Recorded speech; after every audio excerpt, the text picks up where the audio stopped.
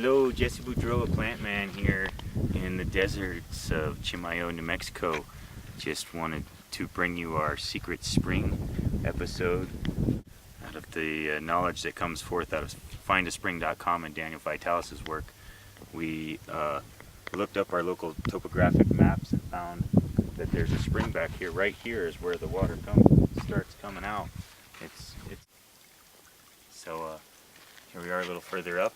Hannah and I and the boys have come here a lot, and we're employing some permaculture practices. We've put these little check dams in all the way up, which helps slow down the water and thereby increasing infiltration, increasing the charge of the spring. Find a little trickle of a spring, you can kind of pull it out more of the earth just by inducing meanders with little stick weirs and making little check dams like this just to slow the water down.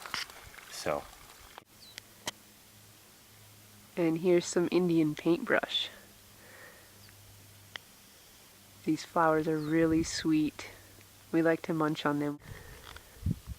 This is kota that you can use as a tea for blood purifier and helps your immune system.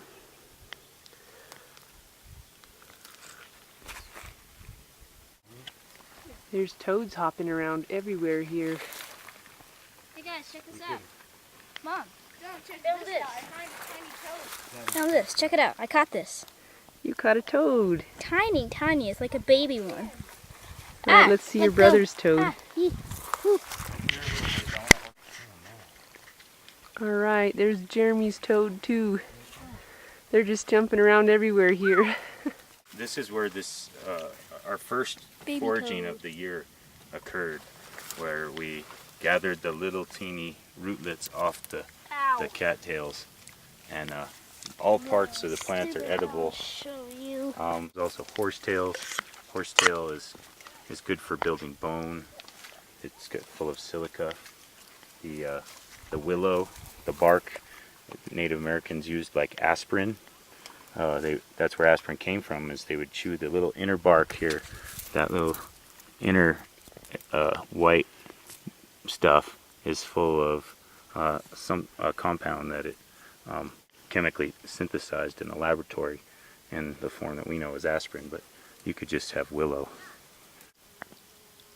Here's another check dam that we put in earlier in the spring.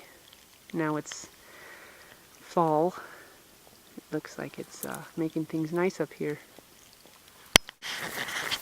Alright, so this is where the spring sources out, and you can see it looks pretty clean and clear in there. Get down in, Some bugs. you can see reflections and stuff. It's actually further down than it was before. It used to be up there a ways, and we kind of built up rock around it, but it's now popped out down here. There's my beautiful wife, who's also made of water. So yeah, our bodies are made of water. Water is key to life. In these times, it's important to, especially if you have a family, to have sovereignty over your health and well-being. Being able to find water and food, even in the desert, is possible here. But as you can see, it's a beautiful place. The water is here is definitely feeding a lot of life, which is a good sign, you know, that the water is clean. Another good way to check it. But really the best way to check it is with a TDS meter and a pH meter, and to feel its water temperature. Cold, nice cold, clear water coming out of a source is a very reliable alternative way of finding your drinking water, if not your main way of getting your drinking water. Flowers? That, I believe, is the goat's beard we were eating earlier this year the greens of. See down here, these greens? Yeah, that's goat's beard. Okay, that looks a lot different than the one we were eating. Yeah, well, The there's flowers many different. kinds, but I love that lemon yellow. It's beautiful. But yeah, just a beautiful place we wanted to share with you guys. Wanted to also talk, you know, here's another one of our little check dams. A little bit about the concept of just survivalism and how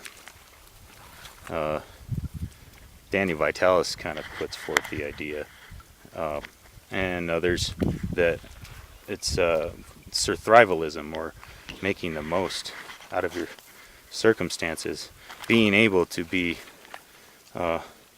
healthy and happy no matter what your circumstances, whether you're affluent in North America in the 21st century, or whether you're an indigenous person in a remote region living off the land.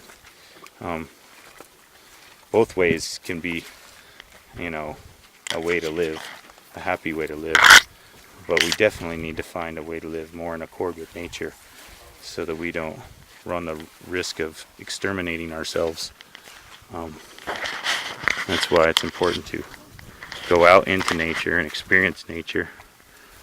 And it's fun to just find springs, find water, identify food even if you don't eat it.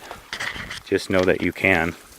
Know that human beings have done it forever, and it is perfectly within your power to educate yourself.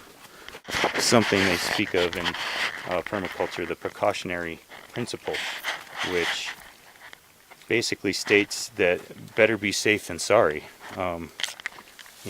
If you know how to grow your food, you know how to wildcraft for food, then you don't have to be at the mercy of another. It's that whole give a man a fish, teach a man to fish adage. That knowledge is power, and food sovereignty, in my view, is the ultimate sovereignty, and water sovereignty, especially in the industrial age. Just finishing up here, I accidentally bonked my toe.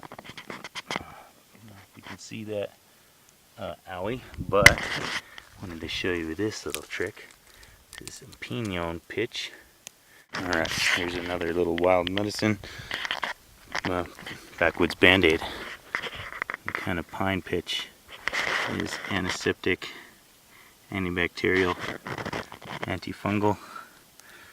Boom, Band-Aid.